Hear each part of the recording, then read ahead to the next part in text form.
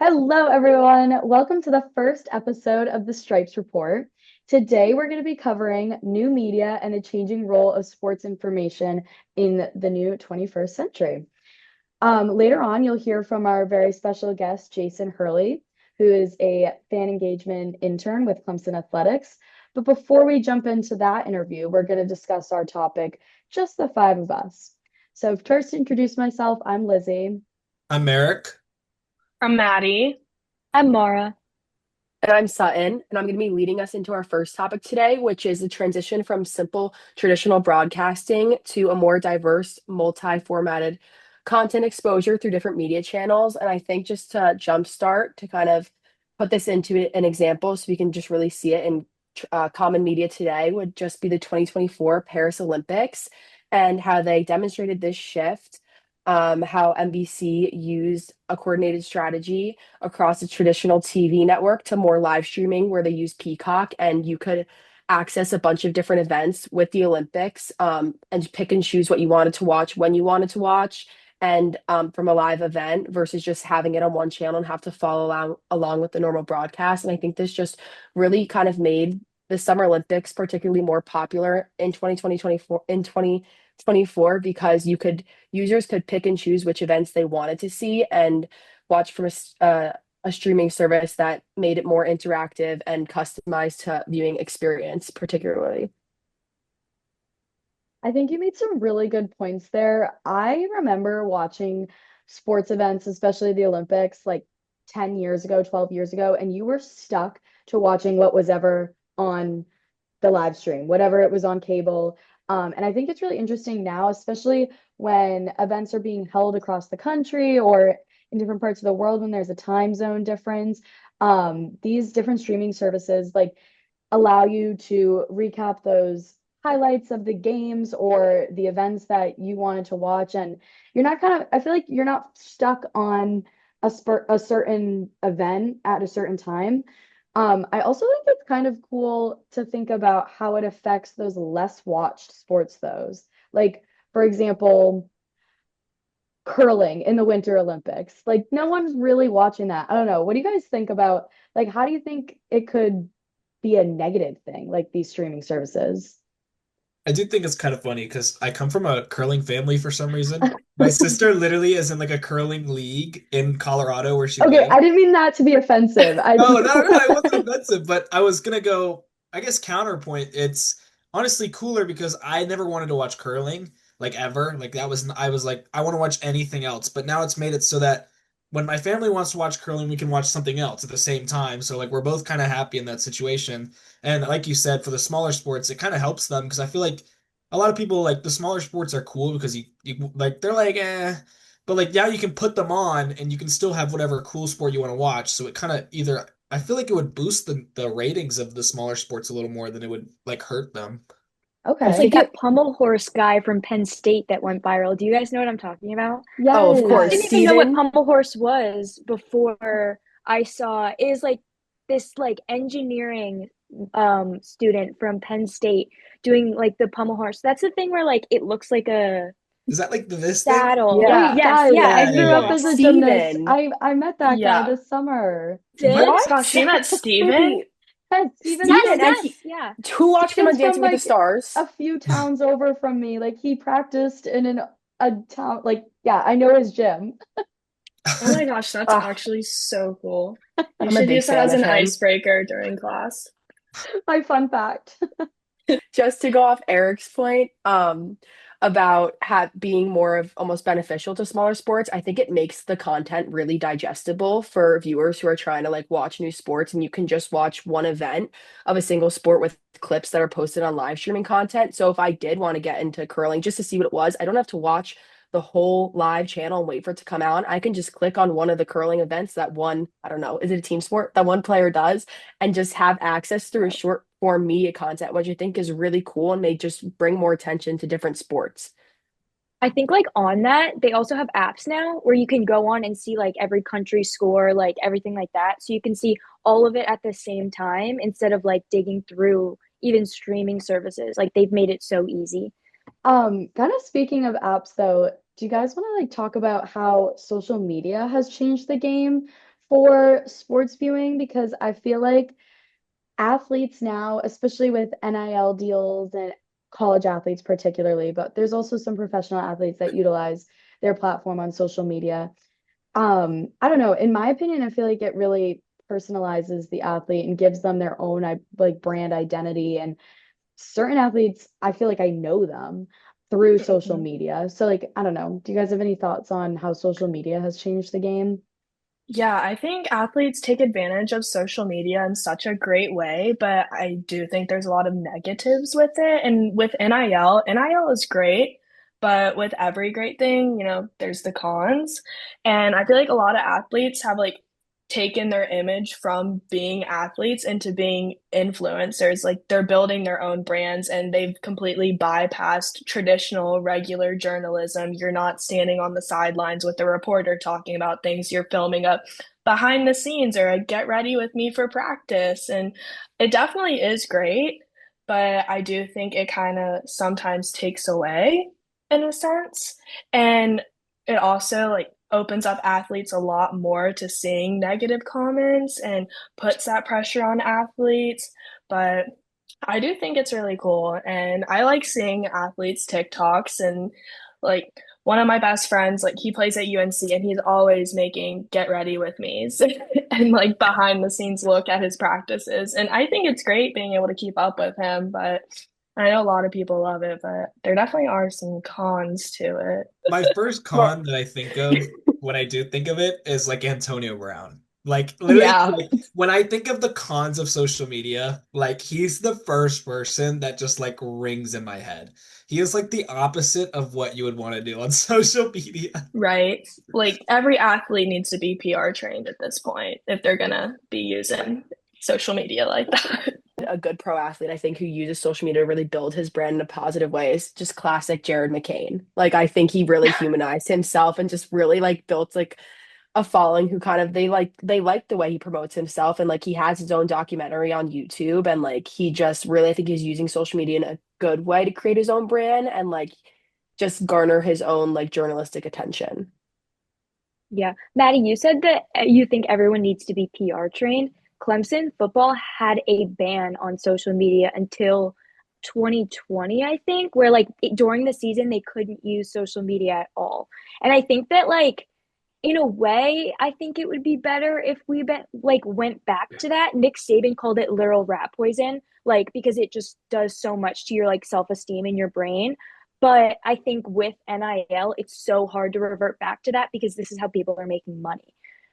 Oh yeah, NIL has completely like switched college sports. Like it's made it turn into corporate sports, like the NFL and stuff. And I think it's really cool to think about and like dive deep into, but I don't know.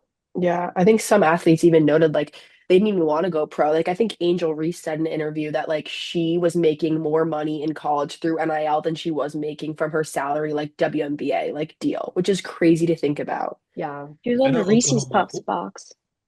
Yeah, Oklahoma's softball team is the same way. Like their players just never would leave and just take grad years because they'd be getting paid. And there's not really like a pro softball league, so they just get paid like hundreds to stay. And so they just win like back-to-back years every year. I feel like it's more prominent in women's sports, which is kind of interesting to see. Like it's because they get paid. Like a lot of those really good athletes are getting paid. I mean, you can look at Angel Reese, Caitlin Clark, but that's just in the WNBA or in the NCAA women's specifically, but it's even expanding into the other sports now. Livy Dunn. Yeah, Yeah, I was yeah. just She's about to bring that Go up. yeah, on. she's like one of the Yes. most famous athletes out there now, and she doesn't even do the sport anymore. I heard she No. wasn't that good. Is that bad? Am I, I allowed to say I that? don't know a thing. coming She's a from wag now. I did gymnastics for 18 years. I think she did very good job representing herself online and creating her brand. But that is true. She was not a very good gymnast. For the Yeah. hype she received, she was not a very good gymnast. Well, she knew how to market herself, so She good knew for how to her. market herself, and Yeah. that's why I love her. And that's why I Yeah. love her because it doesn't matter.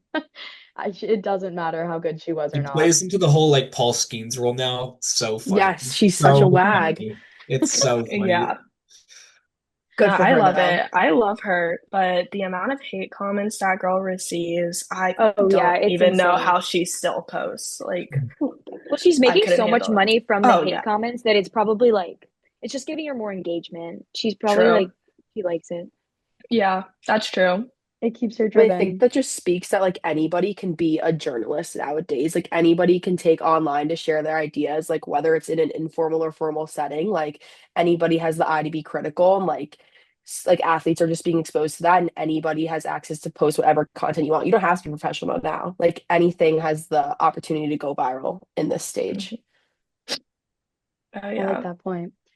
Um, since we are having a guest later on who interns specifically for like fan engagement at games, do you guys want to talk a little bit about how the fan experience is shaped through in-game activities, such as like, I don't know if you've ever been to a professional game, but I've been to a lot of games where there's like a 50-50 raffle or there's like the fan of the game. How do you think that kind of shapes? It's changing a little bit toward like going away from technology and new media, but on the topic of our guest, what do you guys think about in-game experiences and how that's kind of changed throughout the years?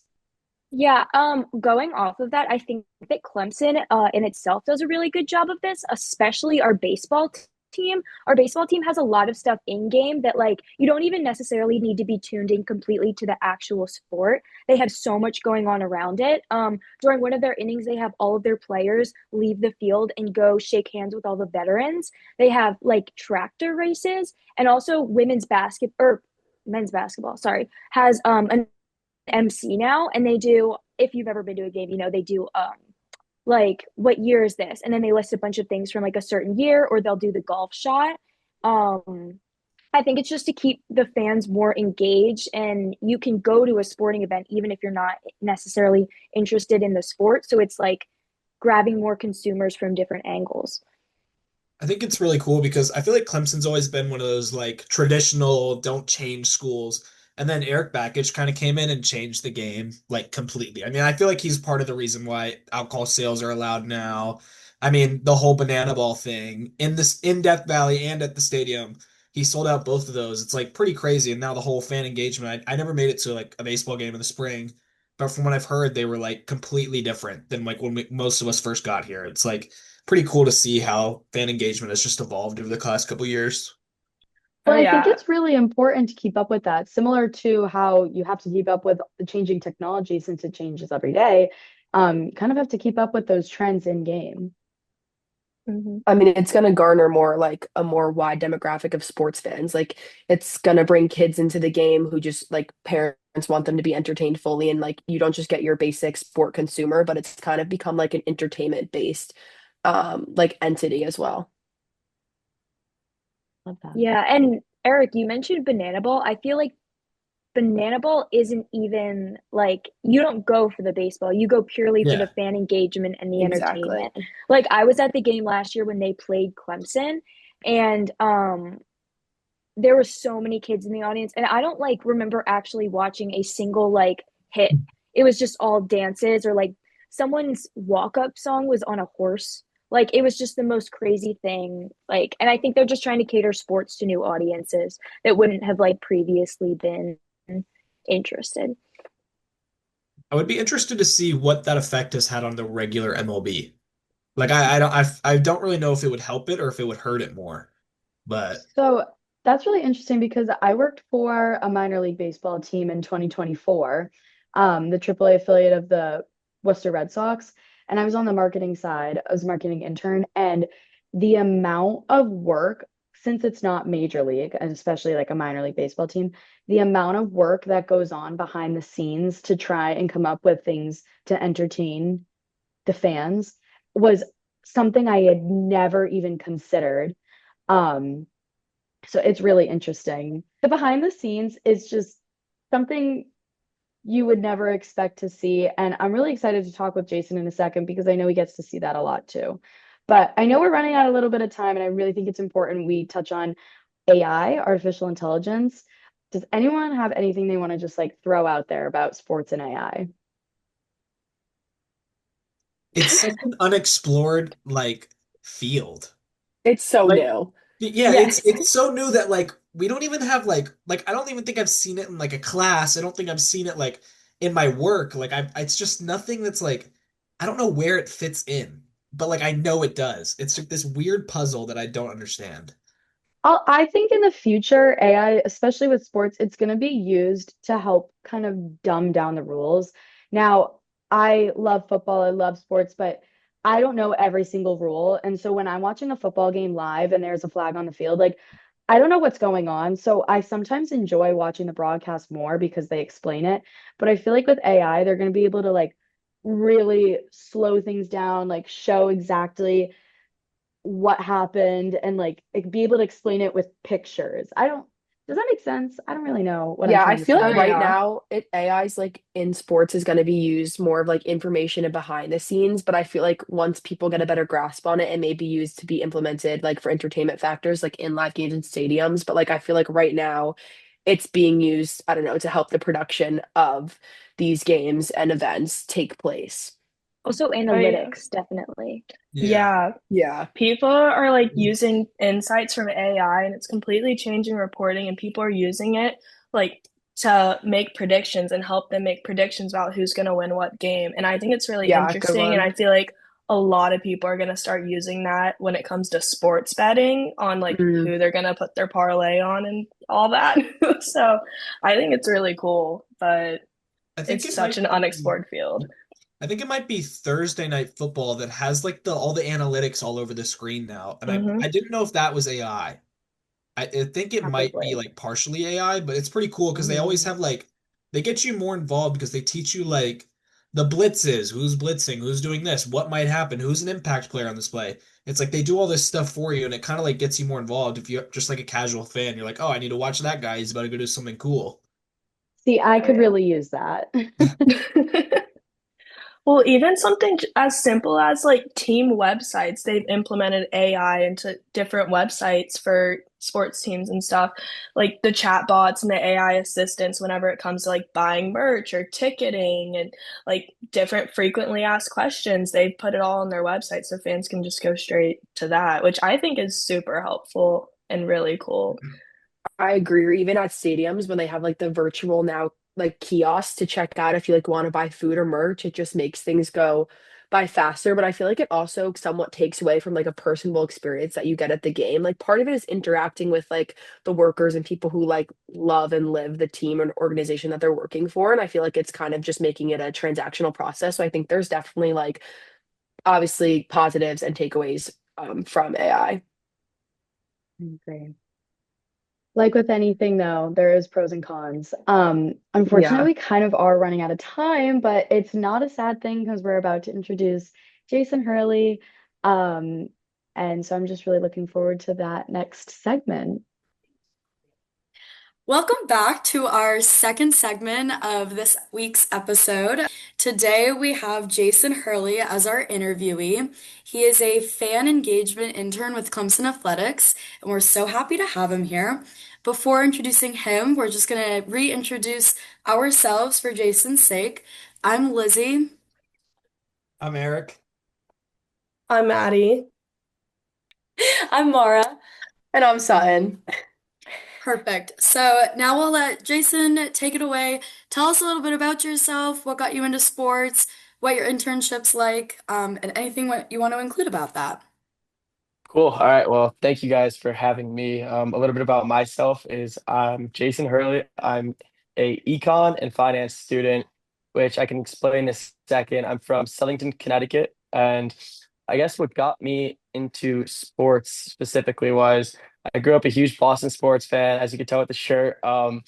I grew up playing hockey my whole life. I started playing hockey when I was 2. I started playing lacrosse a couple years after. So those were big parts of my life, and I was able to travel all around North America for hockey, got really into it, played all throughout high school. So when I came to Clemson, and part of the reason I chose Clemson was just because it's such a strong sports background and immediately wanted to get involved within the culture. Knew it was something that I definitely considered wanting to get into, and it still is to this day. So for me, I was able to kind of talk to some people, was able to make a couple connections, and then when I saw the fan experience internship came come out, it was just something that really stood out to me, and it was like the ability to be able to work with all of the sports teams, the ability just to be able to do something that was a little bit different and I didn't get prior to coming to Clemson. So that really stuck out to me. And a little bit about the internship is it's a year-round internship. It's a fan experience, fan engagement type of intern, and it's associated with the marketing department. I came into school as thinking more marketing, but have transitioned a little bit, but still thought the experience would be super valuable to me. And I think that what I've learned through the past month of working here is the fact that you're able to see so many different perspectives. And I think one big thing was, like I said earlier, being able to work with every different type of team. It's kind of showed me the differences in between how we're marketing for a football team relative to how we're marketing for men's soccer. And through that, which I can elaborate a little bit further into, it just shows the differences and it also shows what is really behind the game day production and what goes into a game. So that's what stuck out to me, and it's been a great experience so far. Not to interrupt your thought process, but how are those Boston Bruins? It's a little bit of a struggle right now. Yep. We're in a little bit of a rebuild, but we start the season 0-0, so I guess we'll go up from there. I Hey, hope. if it makes you feel better, I'm a Pens fan, so Yeah, so we're not we're about much of as a rock bottom as you can possibly get. I was gonna say Yeah. not much better than us, definitely a little bit worse, but yeah, I guess I could say that we both, with you with Crosby and then with the Bruins, getting to a couple Stanley Cups, our childhood was pretty fulfilling with our Really nice sports childhood. Now we teams. gotta suffer. Yeah, yeah, we definitely next couple years will be a little bit rough, but It's the rebuilding period, similar to how Clemson football is yeah, I experiencing right guess, now. right? Okay, we're gonna jump in to some of our more content related questions. Um, Eric is probably gonna take it away with the first question. Yeah, so this might be a little complicated, it's a little long, so let me know if you need to redify. But the sports world has changed a lot with new media recently. How has that influenced your work and fan engagement in the way Clemson Athletic communicates with fans? Okay, awesome. So recently we have adapted to using social media marketing a little bit more. One of the things that we're currently working on is our social media strategic advertising. And the way we're doing that is we're undergoing a brand rebuild. So the Clemson marketing, we've been working on the Instagram a little bit. We've been advertising more to games. We've gotten involved on TikTok, whether it's interns like me just posting and a little bit behind the scenes work. And then I think one thing that our department has been doing, which is really beneficial, is we've been able to table. And I think I walked by and stay tabling, for example. They're just doing a great job of getting the brand out there further. And I think all in all, the social media aspect is what's really big because I think everybody, I could speak for almost all of us, we all use social media. And right after a game ends, that's where I'm looking at social media to see clips or any cool thing that happened from the game. So I think if we can target that aspect and really hone in on how we're advertising and how we're getting the fans involved via social media is huge. I think that one of these ways during the games that we're doing it is we're doing stuff that's a little bit more technologically advanced, whether it's like promotions being advertised on Instagram or something on the jumbotron with a QR code leading to an Instagram. So I think we're definitely working to incorporate that into the kind of scheme of the fan experience. And I think all in all, just social media day by day is just getting so much more advanced. You can kind of incorporate AI into it a little bit. It's just starting to grow, and I think it's only going to benefit us from the future. Awesome. Yeah, Anyone? Yeah, oh, sorry. you got it. Go. No, just going off that question, you were talking about social media marketing. I know you mentioned Instagram and TikTok, but what platforms or tools have been the most engaging and effective when trying to get Clemson fans excited about Clemson sports? I think that Instagram has definitely been super beneficial. And I think just from a who is seeing this stuff, I think TikTok works great because the algorithms and the For You page, Clemson students are seeing stuff. And for example, I saw a TikTok that was filmed with fellow interns. And I was like, oh, I didn't even know that happened. But because of the way that works, it's such like I feel like there's such like just an effect of like the algorithm and how you see everything. So I feel like those are really easy for Clemson students to see. And then I think just Instagram, that kind of relates to like word of mouth too, which has been big. So like for example, at a soccer game a couple weeks ago, we had like a you can bring your dog to the game. And that was posted around social media, Facebook, Instagram. all of that. But then once one person sees it, they kind of like, oh, have you heard about this? And I think that has helped us a lot. I think that being able to get something on the media initially kind of relates to, oh, whoa, they're doing first 100 fans get a football ticket or t-shirt. And then you start telling your friends about that. So I think starting with social media has allowed us to like gain leverage. And from there, we're able to really break it down and start with word of mouth. And I think it's a big effect. It kind of just expands off one another, if that makes sense. Oh yeah, definitely. I Yeah, really you liked got how you like broke down each platform you use. I was just wondering if you guys like strategically market differently based on what app or what promotional tool you're using. Like for say like Instagram versus TikTok, are you like attracting a different demographic of fans or like how are you navigating each different like promotional app? I would say that the demographic is all relatively similar. And I think that what varies in a sense is the content. I think that if we were posting for today, we were tabling from 11 to 4, for example. That's so straight, like random number. But if that was the case, I think posting on Instagram would be our best effect because like you could put a story post up, something that's going to last for 24 hours, whether on the other, like on the contrast, if you posted like a TikTok video of like the interns or like following some sort of trend, whatever is going on, and we posted a TikTok and for example, it got a lot of views, I think that's like more of a lasting effect. And I think that'd be more value to post on TikTok. Like for instance, if we did some sort of sports trend and it went viral, I think that'd be better on TikTok than for it to be on Instagram. I think Instagram's more beneficial for short term. But with that being said, I think the goal still remains the same. I think the target audience is still going to be Clemson fans. I think there's a big emphasis on Clemson students. And I think it just kind of ties back to the answer before. The emphasis that social media is starting to have is just huge. And I mean, for instance, I'm always looking at my phone, always checking what's going on. So I'll see stuff that maybe somebody who's not as involved with social media would see. Can I ask a follow-up question to that? I don't have TikTok, and correct me if I'm wrong, but I feel like I remember TikTok being banned on Clemson's Wi-Fi. Is that true? And how do you think that affects the TikTok posts, like the reach they get?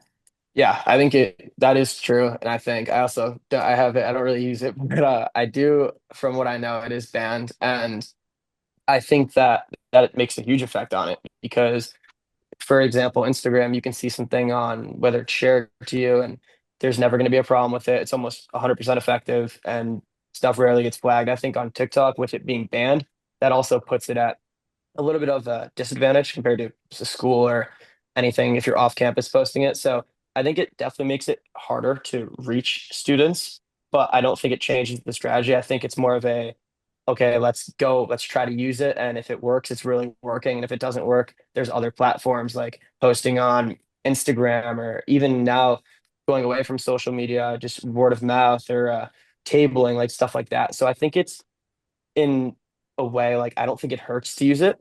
And but I do agree. It can there with it being banned, I think it's like a little bit of a it could definitely be a trouble just because of the whole outreach. Awesome. Thank you. Do you know, are like Clemson athletics like allowed to have their own TikToks or are they also restricted from having it just based off like the school rules? I don't know if you know that. I'm not positive, but I do know that our TikTok is ran under Clemson marketing. So that may be allowed.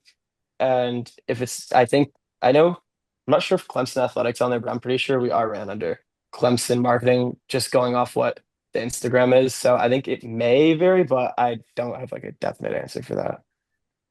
Similar to like the fact that there's all these different content types you can put out, is it hard to determine which content type you're putting out for each sport or which promotion you're putting for each sport, or is it kind of like outlined for you? I think so. This is definitely like the type of promotion that's going on is definitely something that's decided from somebody a little bit higher up. But from what I understand, I feel like everything is pretty outlined. Like, for example, games that are pretty big are the football military appreciation game. Like, that's a huge game. The LSU game was really largely advertised. The first game I was able to work this year was men's soccer versus South Carolina. And for that, we had like a ton of t-shirts ready. We had a bunch of other props ready. We had stuff ready for when we scored. So I think it varies based on the game, but from what I've experienced, it definitely there are definitely some things that are set up for specific events. Like there was a flyover at a soccer game, and a couple weeks before, we knew that it was going to attend a pretty big crowd. So it was like this would work hand in hand with that. And I think for like the appreciation game, like the guests that come in and the anthem singers and everything is kind of correlated to the event. And I think that kind of like ties together. Gotcha. There's definitely like a storytelling aspect that you're like alluding to for each game there, which I think is really interesting. Right, I agree. I think that like, for example, there was so much hype led up to the LSU game, and I don't know if you guys were there, but like the drones, like I think that was like, or I think it was going into the fourth quarter, like that was I wasn't working that game, but even seeing it, like that was something that was really planned out and was like this could be like a really cool effect, and it did work out. A lot of people were posting about it, and it caught almost everybody in the stadium's eyes. So I think, like you said, yeah, it's pretty planned out. And I think like there is a storytelling aspect behind it, which really the adds to the fan experience. I mean, for like South Carolina, I think one of the promotions we did was like first number of students get t-shirts, and there were huge lines. So I do think that that like little storytelling and like promotional aspect, I think it makes like such an impact on the actual attendance. This might be like you might not know the answer to this. It's kind of a crazy question that I just thought of. But do you think something like that drone show would be better to be advertised during the like before the game, like leading up to it, or is it better when it's just a surprise and nobody really knew it was going to happen? Yeah, so like you said, I don't have a definite answer, but going off opinion based, I think it was something that was like almost better as a surprise. I think that if it was advertised online, it would still be effective, but just like it was one of those things where it just like caught my eye. I happened to be sitting pretty close to it, and I was with a big group of people, and they were like, "Whoa, like, what's that?" And I think everybody started looking at it, and it kind of was like, "Whoa!" And like everybody got that like little shock, and I think it did a good job, like the timing of it going into the fourth quarter, especially in a game when we're down. Like it wasn't set up to be like obviously the game we wouldn't rather be down, but even if we were winning, I think it just would have been like a great effect. And it took a lot of people and was like, whoa, that's really cool. And it had people kind of like get up from their seats. So I think it did a really good job with that. And it got keep it like it, honestly, I think it did a really good job of getting people engaged. Yeah, agreed. I mean, I saw it all over Instagram, and now I've seen other schools starting to do it as well. I don't know if it was the same week, but I've seen it like at like Coastal Carolina and a couple other schools. Yeah. Pretty Yeah, crazy to see Virginia that. Tech Like, did it too. I feel like they're yeah, all the new craze. hmm And yeah, I think it was one of those things like I had never seen that before, and I kind of saw the like the drones going up because I was in the upper deck of the student section. It happened to be just to the right of me, so I was like, "Oh, like, what's this going to be?" And then it started lighting up, and I was like, "Oh, this is really cool." So it got me up from my seat, and I think that was beneficial. Like it just got the fans more engaged, and that's like we can't do much as from our part as like marketing and fan experience team, but I think that was able to really get everyone engaged, and it really helped get the fans into it in a game where we like really needed them. Do you think that if it wasn't such a huge game and like was already sold out, that they would have advertised that prior? Or do you think they still would have kept it a secret, even if it could draw more people in and buy more tickets?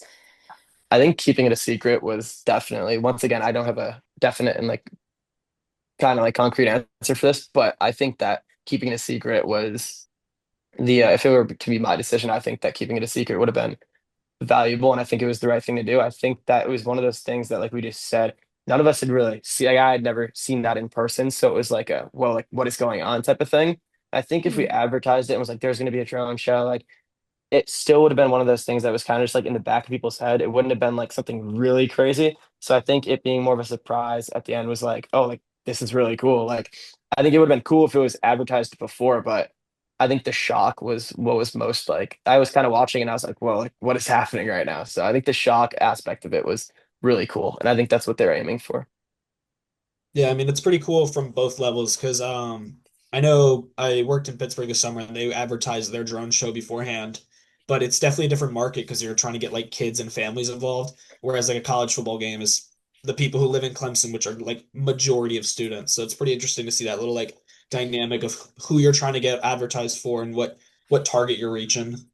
Yeah, absolutely. I totally agree. I think just based off like you said, whether it's Pittsburgh or Clemson, the targets may change up a little bit, and that could ultimately change the strategy. And I think that the way we do it compared to any other place, like the strategy is going to vary, which I think is something just super cool about sports in general, whether it's in Massachusetts or Connecticut, like around that area, or Vegas, the way they advertise is going to be completely different. And I think that's a cool element that's super valuable. I don't know if you can give us like the inside scoop. Are there more plans for like drone shows or more like technological, like advanced like marketing tactics that are going to be implemented by Clemson, or is that a secret? I have not heard anything. That department, like I'm not on the schedule to work any more football games, so it's something that wouldn't really know about. Can't spill the secrets.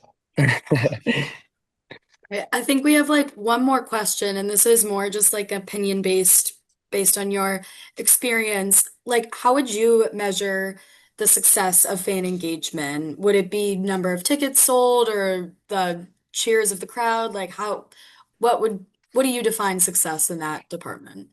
I think there's a couple answers. And first off, I think the ticket sales is like a really good like quantitative reference for it. Hmm. For example, the South Carolina game, I don't know, the capacity is 5 or 6 thousand for the soccer stadium, and it was like totally sold out. Like there were people on like the fence near the hall, and there were people on the fence near the road. So that aspect of it is like okay, like if you look at it from like a data standpoint, like yes, like there are a lot of people coming to the games, but at the same time, it's also important to look at it like how are they really experiencing the game and how are they enjoying it? Because there's 6,000 people there, and like there's nothing really going on. It's different from when there's 5,000 and we have promotions and we have people at halftime going out and there's the mascots are all around, the band is playing. So I think there's definitely like a quantitative way to measure it, but I also think it could be measured by like just the experience and how loud it is and the atmosphere and whether if we're down by one in a soccer game, like the crowd compared to like whether there's 2,000 people there. So I think for me personally, like going my takeaways after the South Carolina game when it was really busy, just using that as kind of a concrete example, I think that I was like, wow, one, there's a ton of people here, so we definitely hit it in that aspect. But two, it was loud. People were standing the whole time. Everyone had the same color on. It was engaged. People were like smiling. I think for goals, it was getting really loud. So definitely both of those are really big, like measurable, like and like attainable goals, which I think that if you're hitting both of them, the experience is just going to be like pretty insane. Awesome. I don't know if anyone has any like lasting questions they want to ask, but I think we got a really good idea of your experience and we got some really good inside scoops. So if anyone has any more questions, ask them now. But otherwise, thank you so much, Jason, for your time. We really appreciate it. Thank Thank you. Yeah, you. Thank it was you. fun. Thank you guys. I'm so glad that we were able to talk about this yesterday, Elizabeth, and make it happen. And I'm glad that I hope you guys got everything you needed to hear out. Yes. All right. Well, Jason, that was a great interview. Thanks everyone for tuning into the Stripes Stripes report. Report. Boy.